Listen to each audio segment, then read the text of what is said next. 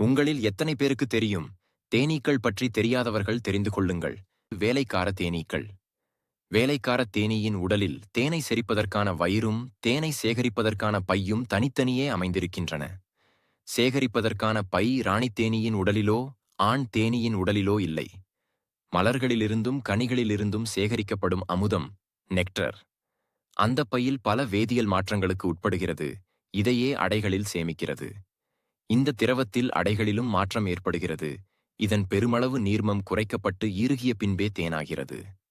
சமீப காலம் வரை தேனீக்கள் மலர்களிலிருந்து தேனை உறிஞ்சி தனது கூடுகளில் சேமித்து வைக்கின்றன என்றுதான் எண்ணியிருந்தோம்.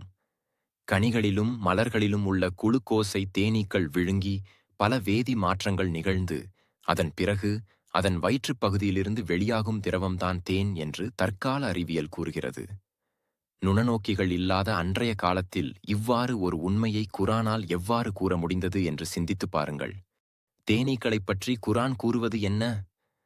இறைவன் தேனீக்கு அதன் உள்ளுணர்வை அளித்தான்.